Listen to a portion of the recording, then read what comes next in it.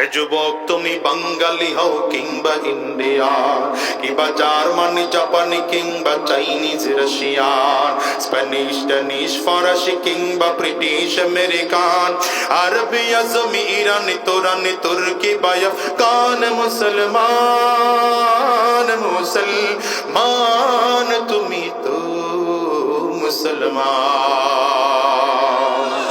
তুমি সাদা হও কিবা কালো হও, দেখো রক্ত তোমার লাল, সুখী হও কিবা দুঃখী হও, রেখো ইমান ইন্তজার, কাছে রাও কিবা দূরে রাও, তবু কাবাই তোমার ঘর, স্লোগানে তোমার কেঁপে উঠে আজ পৃথিবীটা থর থর, মৃত্যু তোমায় জানায় সালাম, দূরে থাকে শয়তান, মুসলমান মুসলমান তুমি তো মুসলমান।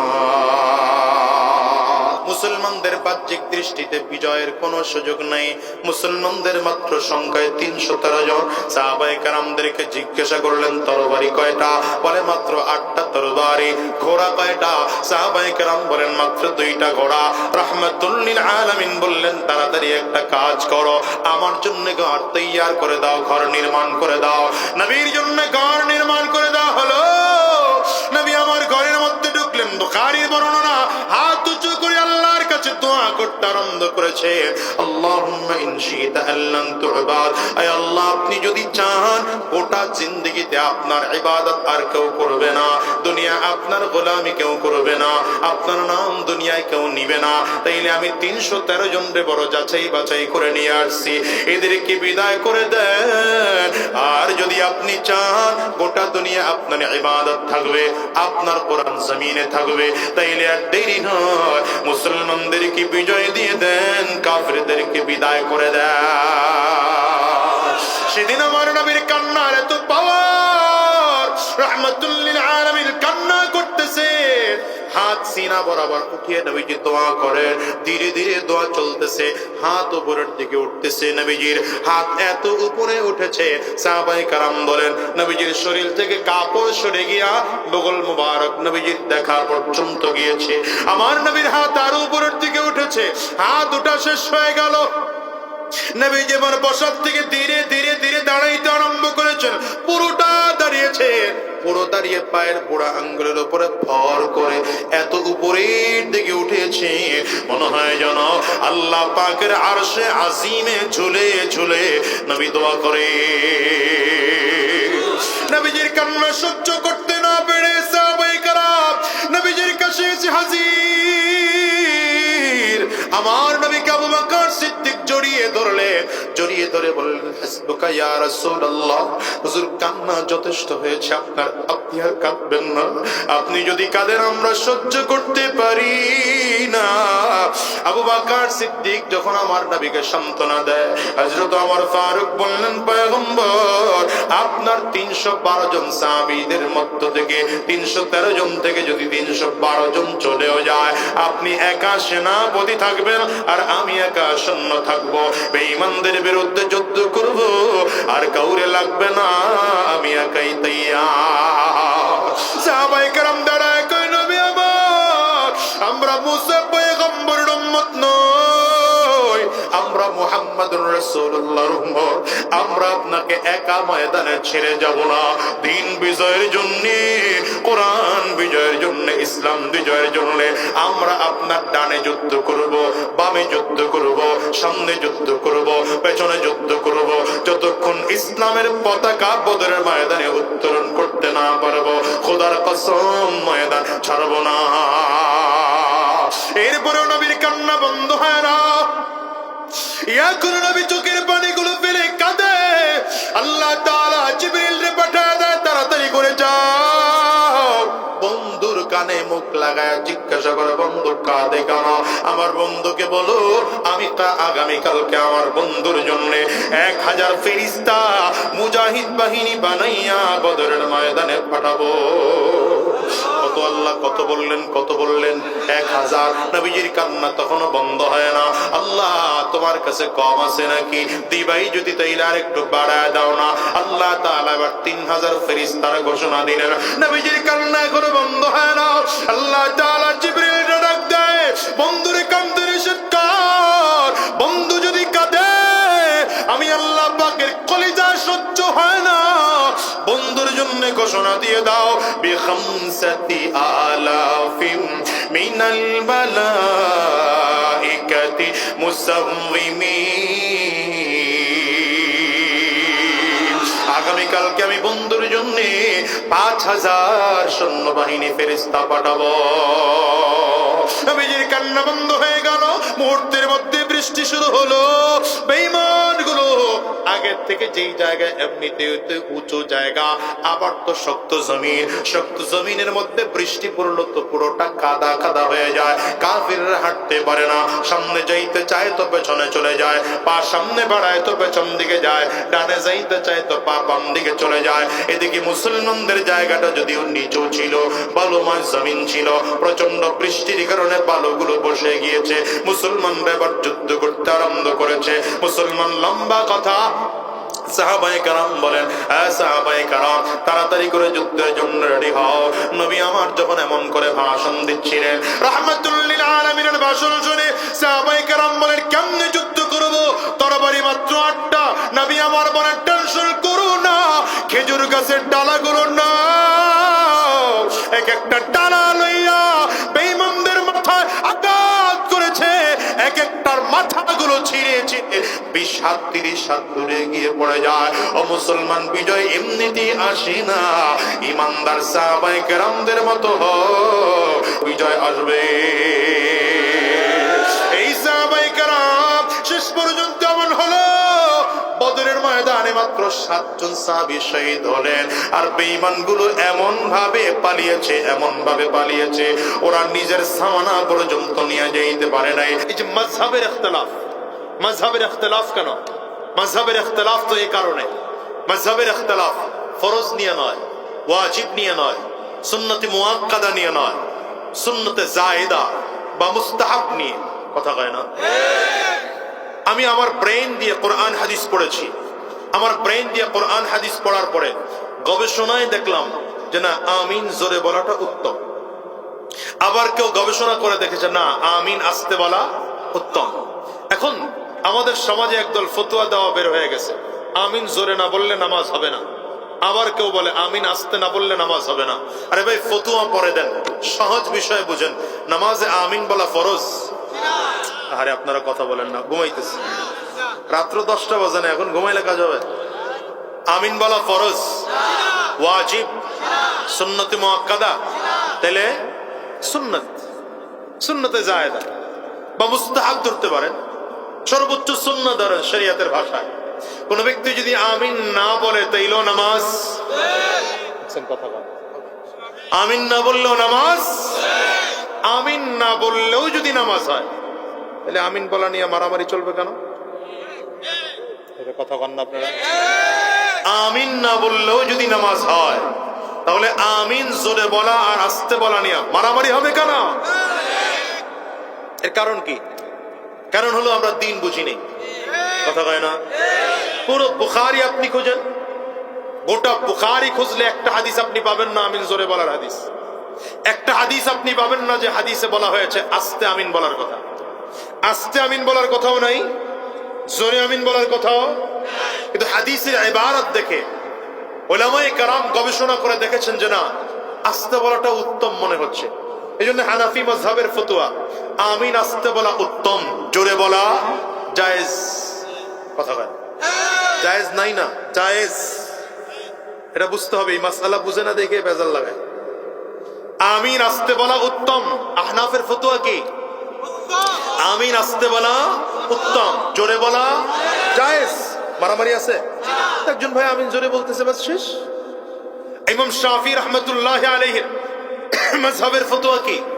আমিন জোরে বলা উত্তম, আস্তে বলা জায়েজ। মারামারি আছে? এইজন্য বাইতুল্লাহ দেখবেন, মদিনাতুল মুনাওয়ারায় গিয়ে দেখবেন, আরব দেশের মানুষদের দেখবেন, আপনি এমন জায়গায় দাঁড়িয়েছেন, ডান সাইডে কেউ আমিন জোরে বলছে, বাম সাইডে কেউ আমিন আস্তে বলছে, কই মারামারি নাই কেন? তারা সঠিক বুঝে। কথা কয় না? এখন আমার এই মসজিদে কি হলো, আমার এই বাংলাদেশে আমিন বলা নিয়ে আলাদা মসজিদ তৈরি হয়ে গেল না। আমাদের এখানে এসে যখন আমিন জোরে বলে, আমরা তাদের ঠাইসা ধরি, আমিন জোরে বলছো কোত্থেকে, তোর নামাজই হয় নাই। কথা বলে না? আবার উনি এসে আমার বিরুদ্ধে ফতোয়া দেয়, আপনি আমিন আসতে বললেন কেন? আপনারও নামাজ হয় নাই, আল্লামা আহমদ শফি সাহেবের নামাজ হয় না, শাইখুল হাদিস সাহেবের নামাজ হয় না, পীর সাহেব চরমনের নামাজ হয় না। নামাজ কারো হয় না, নামাজ হয় ডাক্তার সাহেবের। নামাজ কার হয়? ইঞ্জিনিয়ার সাহেবের নামাজ হয়, অ্যাডভোকেট সাহেবের নামাজ হয়। যেই শাইখুল হাদিস 65 বছর বুখারী পড়িয়েছেন, ওখানে উনি বুখারী বুঝেন না। বুখারী বুঝেন কে? ডাক্তার সাহেব। বুখারী বুঝেন ইঞ্জিনিয়ার সাহেব। ভেজাল তো এখানে। গোটা বুখারী আপনি খুঁজলে একটা হাদিস পাবেন না। আমিন জোরে বলতে হবে, আমিন আস্তে বলতে হবে, এই বিষয়ে আমিন বলতে হবে, এই বিষয়ে হাদিস আছে। কথা কয় না? হাত বুকে বাঁধবো না নাভিতে বাঁধবো? কোথায় বাঁধবেন? এই মিয়া, হাত বাঁধা কি? দেখছেন কথা বলেন। হাত বাঁধা কি? ফরজ, ওয়াজিব, তাহলে সুন্নত। যদি কেউ হাত বাঁধেই নাই, নামাজ হবে না হবে না? কথা কয় না? নামাজ হবে না হবে না? হবে। এই জন্যে হানাফি মাযহাবের ফতোয়া, হাত নাভিতে বাঁধা উত্তম, তবে বুকে বাঁধাও জায়েজ। শাফি রহমতুল্লাহ আলাইহির ফতোয়া, হাত বুকে বাঁধা উত্তম, নাভিতে বাঁধাও জায়েজ। ইমাম আহমদ ইবনে হাম্বল রহমতুল্লাহ আলাইহির মাযহাব, হাত নাভিতে বাঁধাও জায়েজ, বুকে বাঁধাও জায়েজ, ছেড়ে দাও উত্তম। কথা কয় না?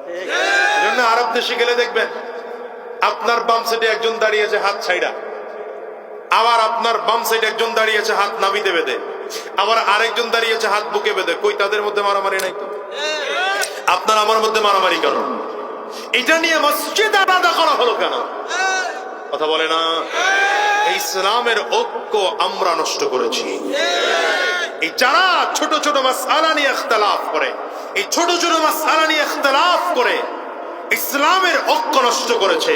আর ইসলামের বন্ধু হতে পারে না, ওরা ইসলামের চরম দুশমন। কথা বুঝতেছেন কিনা?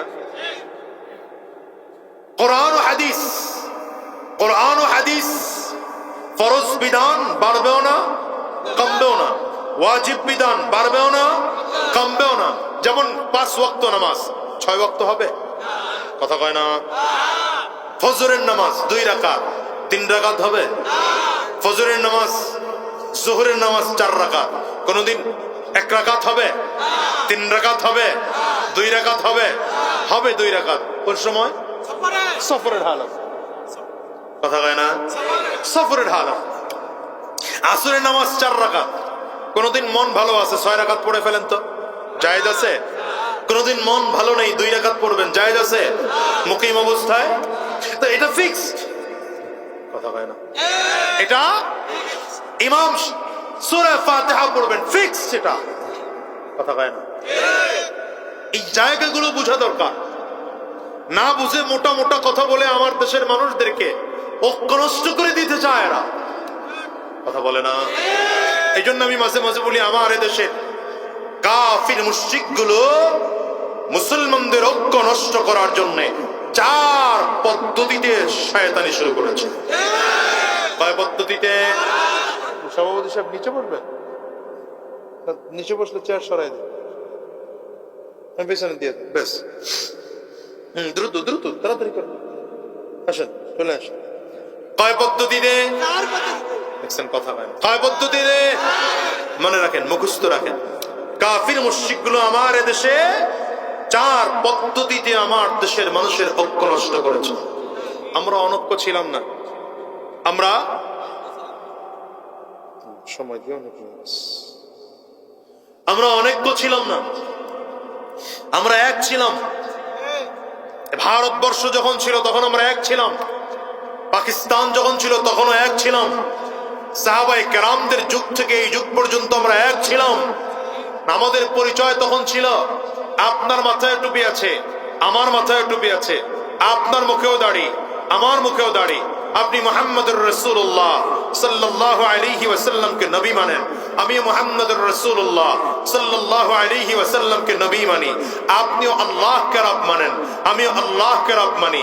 আপনিও কোরআন বিশ্বাস করেন, আমিও কোরআন বিশ্বাস করি। আপনিও নবীর হাদিস বিশ্বাস করেন, আমিও নবীর হাদিস বিশ্বাস করি। আপনার আমার মধ্যে কোনো পার্থক্য নাই। আপনিও যা, আমিও তা। আপনিও মুসলমান, আমিও মুসলমান। মাথার টুপি দিয়ে যেন মুসলমানের পার্থক্য না হয়। আমার দেশের সমস্যা হচ্ছে, পাঁচকুলকিওয়ালা বক্তা বসলে গোল টুপিওয়ালারা ওয়াজ শুনে মজা পায় না, কথা বলে না। আবার গোল টুপিওয়ালা বক্তা হলে পাঁচকুলকিওয়ালারা ওয়াজ শুনে মজা পায় না। যেন এটা না হয়। আমরা তাকাবো কোরআন ও সুন্নাহ অনুযায়ী কথা বলে কিনা। কোরআন ও সুন্নাহ অনুযায়ী কথা বলেছে, তার মাথার টুপি কেমন দেখার প্রয়োজন নাই। সে কোরআন ও সুন্নাহ অনুযায়ী কথা বলেছে, গ্রহণ করো। আবার আসতে বলেন, কারো জোরে বলেন। কাফির মুশরিকরা আমাদের ঐক্য নষ্ট করেছে কয় পদ্ধতিতে? জোরে বলেন, কয় পদ্ধতিতে? এর মধ্যে এক নম্বর পদ্ধতি ন্যাশনালিজম। কি বলেন? কি তাকায় দিছে, কথা পায় না। কি? এই জোরে বলেন, ন্যাশনালিজম। বাংলাটা মনে রাখেন, ইংলিশটা মনে রাখতে পারবেন না। জাতীয়তাবাদ। কি? এই বলেন কি? জাতীয়তাবাদ। জাতীয়তাবাদের থিওরি কি দিল? আমাকে জিজ্ঞাসা করলে আমি বলবো আমি বাংলাদেশী। ইন্ডিয়ানদের জিজ্ঞাসা করলে ইন্ডিয়ানরা বলবে আমরা ইন্ডিয়ান, ভারতীয়ান না ইন্ডিয়ান। পাকিস্তান ওয়ালাদের জিজ্ঞাসা করলে বলবে আমরা পাকিস্তানি। আমেরিকার লোকজনদের জিজ্ঞাসা করে বলবে আমরা আমেরিকান। জাপানদের জিজ্ঞাসা করলে বলবে আমরা জাপানিজ। চাইনিজদের জিজ্ঞাসা করলে বলবে আমরা চাইনিজ, রাশিয়ান। হ্যাঁ, এমনি করেই তো সৌদি আরবিয়ান। এমন করে করে করে করে এক এক দেশ, দেশ আলাদা তো 10 লোক আলাদা। আচ্ছা, এ পর্যন্ত হলেও সমস্যা ছিল না। সমস্যা সেই জায়গায়, ইন্ডিয়ার কোন মানুষ মুসলমান নির্যাতিত, আমরা এখান থেকে বলি আরে ওটা ইন্ডিয়ার অভ্যন্তরীণ বিষয়, ওটা আমাদের বিষয় না। পাকিস্তানে কোন মুসলমান নির্যাতিত, আমরা বলি ওটা পাকিস্তানের অভ্যন্তরীণ বিষয়, আমাদের বিষয় না। এই ঠিক তেমন বাংলাদেশেও কোন মুসলমান নির্যাতিত, বাংলাদেশের নির্যাতন দেখে ইন্ডিয়ার পাকিস্তান থেকে বলা হয় ওটা বাংলাদেশের অভ্যন্তরীণ বিষয়, আমাদের বিষয় না। এই কারণেই তো ফিলিস্তিনে হামলা হয়েছে, গাজায় হামলা হয়েছে। আমেরিকার বদমাশগুলো অস্ত্র দিয়েছে, আমরা গোটা বিশ্ব থেকে প্রতিবাদ করি নাই। আজকে রবের থেকে গজব নাজিল হয়েছে, আগুন দিয়ে ওদেরকে ধ্বংস করে দেওয়া হচ্ছে। যখন তোমার কাজ শেষ হয়ে যাবে, রব কাজ শুরু করে দেবেন, কথা বলে না কেন? রব তার দিন ধ্বংস করবেন না, কিন্তু দিনের পক্ষে না থাকার কারণে তুমি ধ্বংস হয়ে যাবে। এখন কি হলো? আমরা প্রত্যেকে জায়গা থেকে ওই দেশের সমস্যা তো সেই দেশের। আমি আপনাদেরকে বলতে চাই, আমেরিকায় কোনো মুসলমান নির্যাতিত, চায়নায় কোনো মুসলমান নির্যাতিত, পাকিস্তানে কোনো মুসলমান নির্যাতিত, সৌদি আরবে কোনো মুসলমান নির্যাতিত, আবার রাশিয়ায় কোনো মুসলমান নির্যাতিত, ফিলিস্তিনে কোনো মুসলমান নির্যাতিত, আফগানিস্তানে কোনো মুসলমান নির্যাতিত। এটা তাদের অভ্যন্তরীণ বিষয় না মুসলমানদের আন্তর্জাতিক বিষয়? এটা বুঝেননি? রাসূলুল্লাহ সাল্লাল্লাহু আলাইহি ওয়াসাল্লাম এর জন্য বলেন, আল মুসলিমুনা কুল্লুহুম কাজাসাদিন ওয়াহিদ, ইন ইশতাকা আইনু ইশতাকা কুল্লু ওয়া ইন ইশতাকা রাসু ইশতাকা কুল্লু। নবী আমার বলেন, গোটা পৃথিবীর মুসলমান একটা দেহের মতো, একটা বডির মতো। যদি বডির দেহের কোনো অঙ্গের ছোট্ট অঙ্গ সমস্যা হয়ে যায়, যেমন চোখ যদি ব্যথা হয়, পুরো রক্তের শিরা উপশিরায় ব্যথা পৌঁছে যায়। যদি মাথায় ব্যথা হয়, রক্তের শিরায় উপশিরায় পৌঁছে যায়। ঠিক তেমনি ভাবে চায়নায় মুসলমান নির্যাতিত হলো, আমেরিকায় মুসলমান নির্যাতিত হলো, জাপানে মুসলমান নির্যাতিত হলো, রাশিয়ায় মুসলমান নির্যাতিত হলো, আরবে মুসলমান নির্যাতিত হলো, আফগানিস্তানে মুসলমান নির্যাতিত হলো। গোটা বাংলার মুসলমান উচিত ছিল এক হয়ে, ঐক্যবদ্ধ হয়ে প্রতিবাদ করে তোলা। তাইলে দ্বিতীয়বার কোন বেঈমান মুসলমান বিরুদ্ধে কথা বলার সাহস দেখাতো না। মুসলমানদের ঐক্য প্রথমবার নষ্ট করেছে, দ্বিতীয় নষ্ট করেছে আরেক স্লোগান দিয়া, সেটা হচ্ছে পলিটিক্যাল পার্টি। কি বলেন? কি মানে? রাজনৈতিক দল। কি? এখন রাজনৈতিক দলে কি হলো? একজন দাঁড়ায় বলে আওয়ামী লীগ, আরেকজন বলে আমি বিএনপি, আরেকজন বলে আমি জামাত, আরেকজন বলে আমি জাসদ, আরেকজন আমি বাসদ, আরেকজন আমি ইসলামী আন্দোলন, আরেকজন আমি অমুক, আরেকজন আমি খেলাফত, আরেকজন আমি অমুক। এই করে করে করে আমাদের দেশে দলের অভাব আছে। নিবন্ধিত দলই তো 48টা, কথা বলেন। হ্যাঁ, আচ্ছা, এই দল হলো সমস্যা ছিল না। সমস্যাটা কোন জায়গায় জানেন? সমস্যাটা হলো এই পরিস্থিতি আজ দেশের এমন তৈরি হয়েছে, এতদিন বিএনপির লোক মারা গেলে আওয়ামী লীগ খুশি হইতো, এখন আওয়ামী লীগ মরলে বিএনপি খুশি হয়। আবার জামাত মরলে আওয়ামী লীগ বিএনপি দুই দল খুশি হয়, চরমনাই বললে তিন দল খুশি হয়। কথা কয় না তো? শুধু খুশি না, একদল আরেক দলের বিরুদ্ধে মারামারি, কাটাকাটি, হিংসা, হাসাদ, ফাসাদ আছে না নাই? তার মানে পরিস্থিতি কি দাঁড়ালো? পরিস্থিতি এই দাঁড়ালো, এই রাজনৈতিক স্লোগানে, দলীয় স্লোগানে, পলিটিক্যাল পার্টির স্লোগানে, রাজনৈতিক দলের স্লোগানে ব্যাপারটা এমন হলো যে যেই দেশে সাহাবায়ে কেরামদের যুগে এক মুসলমান বাবার 10 জন সন্তান ছিল, 10টা লাঠি ইসলামের পক্ষে বের হতো, আর আজকে মুসলমানের ঘর থেকে মুসলমানের সন্তান 10 সন্তান ইসলামের বিরুদ্ধে লাঠি বের হয় 10টা। আয় জোরে বলেন ঠিক না বেঠিক? মুসলমান ভাইরা আমার, চলছে এটা আজকে। কি কথা কন না কেন? আপনারা অনেকে বলবেন হুজুর আপনারাই তো ঠিক নাই, আমাকে ঠিক করে লাভ কি? আপনারাই তো বহুত দল। কথা বলেন না? হ্যাঁ, চরমনাইওয়ালারা এক গ্রুপ, মামুনুল হক সাহেব আরেক গ্রুপ, অমুক দল আরেক গ্রুপ, অমুক দল আরেক গ্রুপ। আপনারা আগে এক হন, আমরা আছি, বলে না অনেকে? হ্যাঁ, আমি বলবো আপনারা যে বলেন হুজুররা এক হন, আমরা আছি, এটা যদিও কথা ভালো, উদ্দেশ্য খারাপ। কেন উদ্দেশ্য খারাপ? পৃথিবীর ইতিহাস খুঁজবেন, কোথাও এটা পাবেন না যে সব আলেমরা আগে এক হয়েছে, পরে ইসলাম কায়েম হয়েছে। এটা জীবনও কোনোদিন হয় নাই, হবেও না কোনোদিন। এটা পাবলিক জানে, এজন্য আপনাদেরকে শিখিয়ে দিয়েছি হুজুর আমরা আপনাদের সাথে আছি, আপনারা আগে এক হন। এই মিয়া, কেন এক হতে হবে বলেন? এক হওয়ার প্রয়োজন নেই। আরে উচিত তো ছিল এটা, এদেশের দল আলেমদেরই হবে, 50টা দল হবে, 50 দলের 50 জন প্রার্থী থাকবে, প্রত্যেকেই নামাজি, প্রত্যেকে রোজাদার, প্রত্যেকে ইমানদার। এখান থেকে বেছে বেছে যিনি সব থেকে ভালো নামাজি, যিনি সব থেকে ভালো ইমানদার, তাকে আমরা ভোট দেব, তাকে নির্বাচিত করব, বাকিদেরকে পরিত্যাগ করব। কথা কন না তো?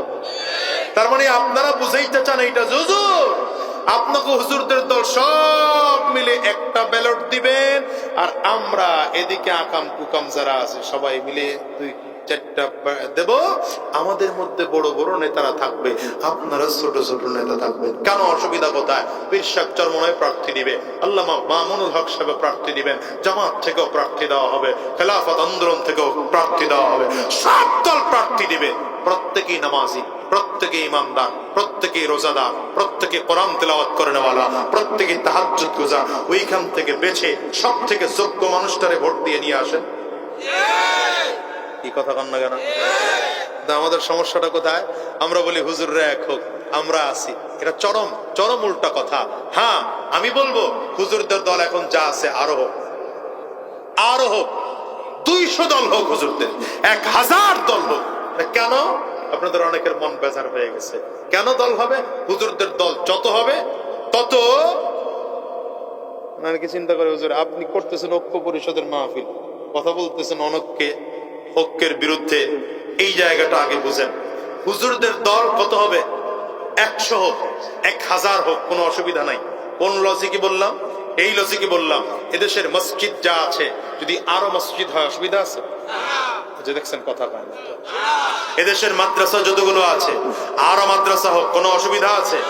কেন অসুবিধা নাই?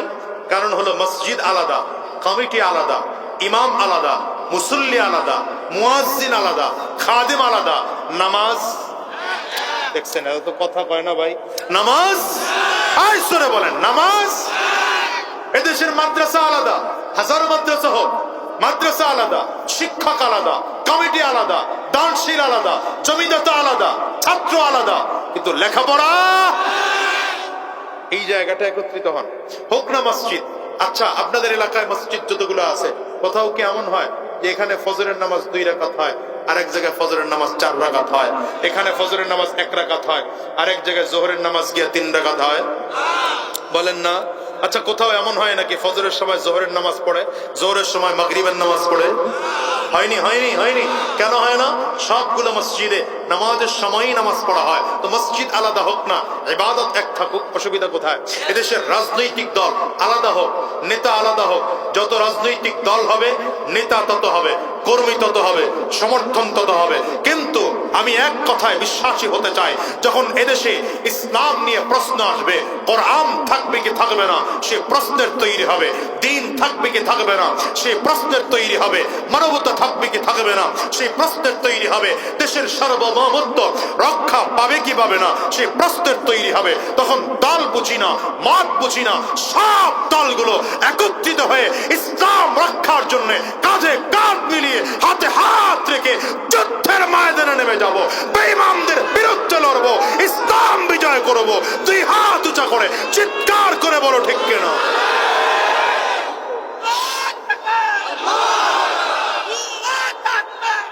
কারণ কারণ হাজারো দল হতে পারে, এরা তো নেতা না, এরা তো রাহবার। নেতা তো আমার নবী। নেতাকে? তোমার নেতা আমার নেতা। বলেন না তোমার নেতা আমার নেতা। আমরা সবাই রাসূল সেনা, ভয় করি না। বলেন ভয় করি না।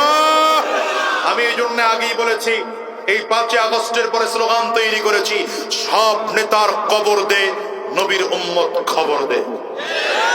সব নেতার কন্যা, সব নেতার, সবাই বলেন না সব নেতার খবর দে, নবীর উম্মত খবর দে। কথা কয় না? নেতা ঠেতা বাদ দেন মিয়া, নেতা বাদ দেন, নেতা আমার নবী। এই নেতার পেছনে দৌড়াইয়া জীবন শেষ করেছেন, লাভ হয়েছে কি? কোন লাভ হয়েছে? এদেশে কোনো লাভ হয়নি নেতার পেছনে দৌড়াইয়া, বরঞ্চ আমরা ভোট দিয়ে তা করে সংসদে পাঠিয়েছি। অনেকে বলবেন হুজুর আমরা দেইনি, তো তারা নিজেরটা নিজেরা দিয়ে নিছে। নিজেরটা নিজেরা দিয়ে নিলেও তো 2, 4, 5, 10 জন কর্মী ছিল, এক কর্মী 200 ভোট পিটাইছে, আরেকজনে 250 পিটাইছে, আরেকজনে 50টা পিটাইছে, পিটায় তারে সংসদে পাঠিয়েছেন, আর সে আমার বাংলার টাকাগুলো সব বিদেশ পাচার করেছে। ঠিক কি রাজ করে বলো? কি হয়েছে এদেশে? নেতাগুলো আমার এদেশে সব থেকে বেশি ক্ষতি করেছে। আজকে 10টা ব্যাংকের লেনদেন বন্ধ কেন? প্রশ্ন করেন তো, উত্তর দিতে পারে কিনা ওরা? এর কারণ হলো দেশকে চুরি করতে করতে করতে এমন ভাবে, কে কইলো কে কইলো কে কইলো দেখি না, এই যে মাশা, এমন ভাবে চুরি করেছে যে দেশের শুধু খোলসটা পড়ে আছে, ভেতরে কিছুই নেই। কথা বলেন। একটা জায়গা থেকে 30,000 কোটি টাকা, একটা জায়গা থেকে 30,000 কোটি টাকা একটা প্রজেক্ট থেকে নেওয়া হয়, সেই দেশের আছে কি? কথা কয় না? এই জন্য বলেছে সব নেতা কবর দে, নবীর উম্মত। পারবেন নি স্লোগান দিতে? কাশি দেন তো দেখি, কাশি দেন তো, গলা ক্লিয়ার করে। মাশাআল্লাহ, এবার 2 হাত টান টান করেন দেখি, ভালো করে টান টান করেন, হাতগুলো মুঠ করেন, আজকে একটা স্লোগান হয়ে যা। পারবেন? স্লোগান দিতে পারবেন? হ্যাঁ, ভালো করে হাতগুলো মুঠ করেন না, ঝাঁকি দেন না, ভালো করে।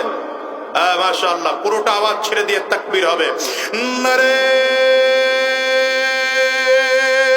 তাকবীর, হয় না? নারে তাকবীর, আরো জোরে নারে তাকবীর। তোমার নেতা আমার নেতা বিশ্ব নবী মুস্তাফা, আমরা সবাই রাসূল সেনা, আমরা সবাই রাসূল সেনা।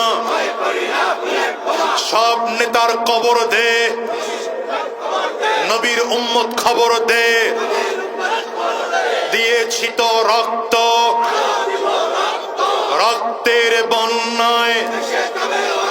আয় ঠিক আছে, ভারতে এখানে বসে যারা ভারতের দালালি করে, হ্যাঁ জন্য স্লোগান হবে না?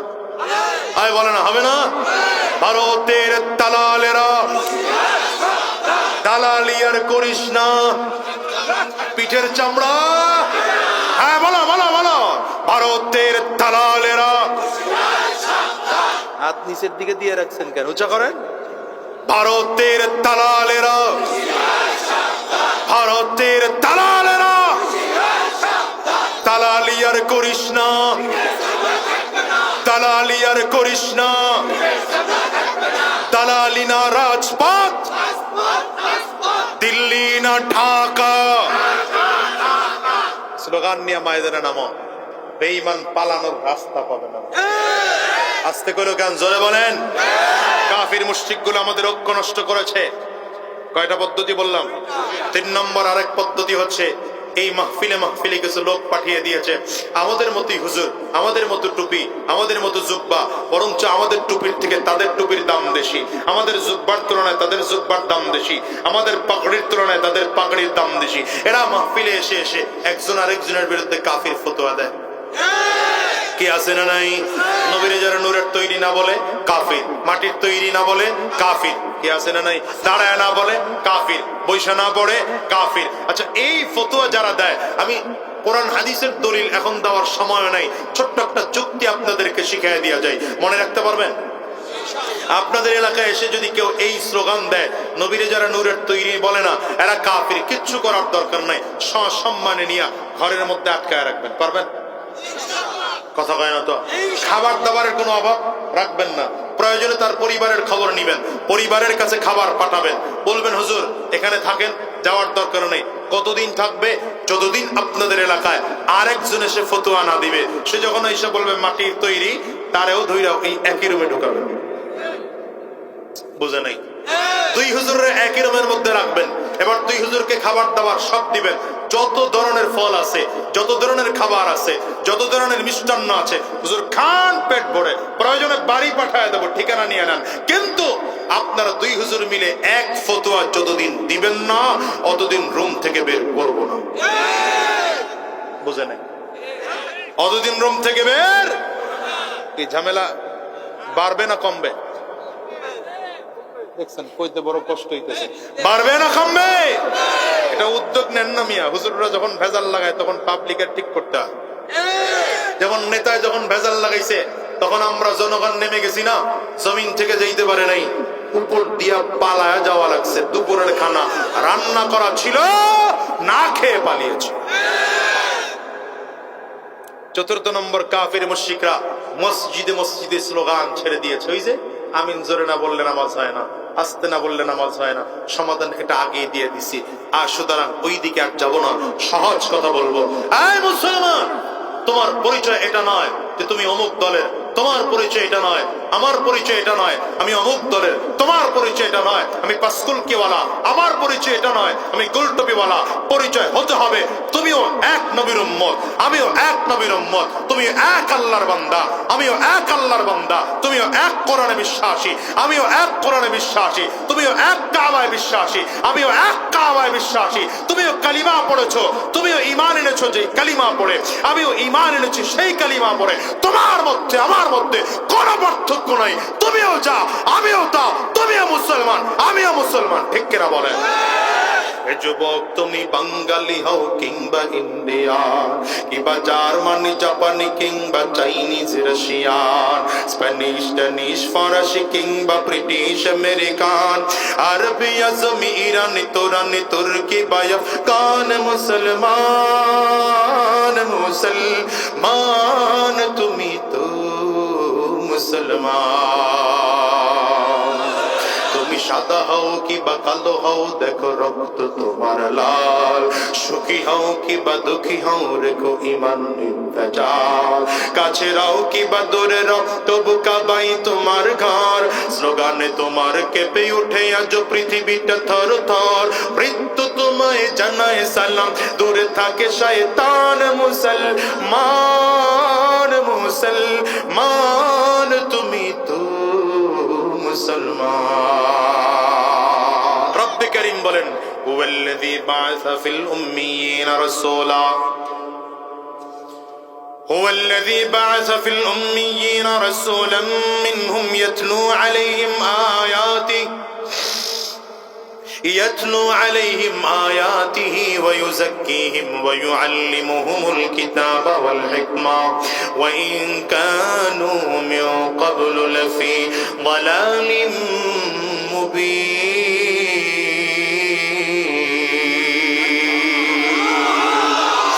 রব্বে কারীম বলেন, পয়গম্বরকে আমি জমিনে পাঠাইলাম মূর্খদের মধ্যে আমি আল্লাহ তাআলা আমার হাবিবকে পাঠাইলাম।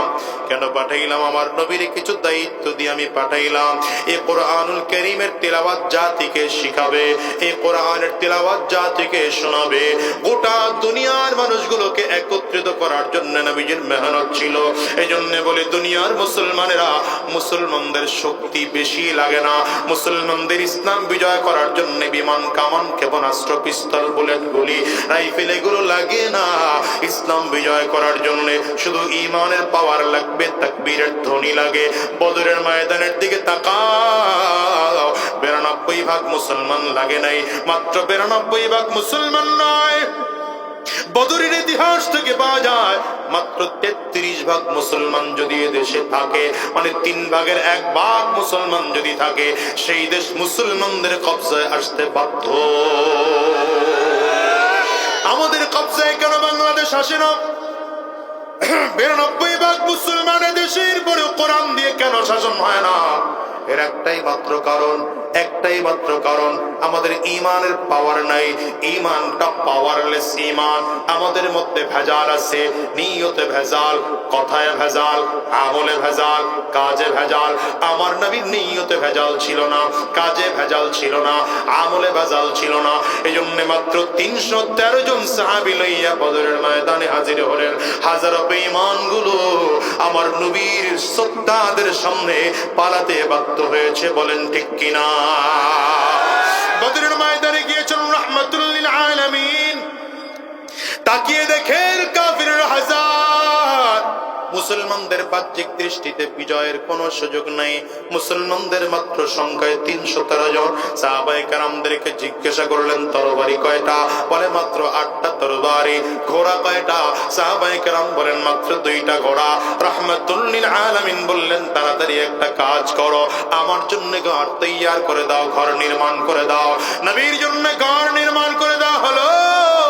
নবী আমার ঘরের মধ্যে ঢুকলেন। বুখারীর বর্ণনা, হাত উঁচু করে আল্লাহর কাছে দোয়া করতে আরম্ভ করেছে। আল্লাহুম্মা ইন শি'তা আল্লান তু'বাদ, আয় আল্লাহ আপনি যদি চান গোটা জিন্দেগিতে আপনার ইবাদত আর কেউ করবে না, দুনিয়া আপনার গোলামি কেউ করবে না, আপনার নাম দুনিয়ায় কেউ নিবে না, তাইলে আমি 313 জনরে বড় যাচাই বাছাই করে নিয়ে আসছি, এদেরকে বিদায় করে দেন। আর যদি আপনি চান গোটা দুনিয়া আপনার ইবাদত থাকবে, আপনার কোরআন জমিনে থাকবে, তাইলে আর দেরি নয়, মুসলমানদেরকে বিজয় দিয়ে দেন, কাফিরদেরকে বিদায় করে দেন। সেদিন আমার নবীর কান্নার এত পাওয়ার, রাহমাতুল লিল আলামিন কান্না করতেছে, হাত সিনা বরাবর উঠিয়ে নবীজি দোয়া করেন। ধীরে ধীরে দোয়া চলতেছে, হাত উপরের দিকে উঠতেছে। নবীজির হাত এত উপরে উঠেছে, সাহাবায়ে কেরাম বলেন নবীজির শরীর থেকে কাপড় সরে গিয়া বগল মুবারক নবীজির দেখা পর্যন্ত গিয়েছে। আমার নবীর হাত আরো উপরের দিকে উঠেছে, হাত উঠা শেষ হয়ে গেল। নবীজি আমার বসার থেকে ধীরে ধীরে ধীরে দাঁড়াইতে আরম্ভ করেছেন। পুরোটা দাঁড়িয়েছে, পুরো দাঁড়িয়ে পায়ের বুড়া আঙ্গুলের উপরে ভর করে এত উপরের দিকে উঠেছে, মনে হয় যেন আল্লাহ পাকের আরশে আজিমে ঝুলে ঝুলে নবী দোয়া করে। নবীজির কান্না সহ্য করতে না পেরে সাহাবায়ে কেরাম নবীজির কাছে এসে হাজির।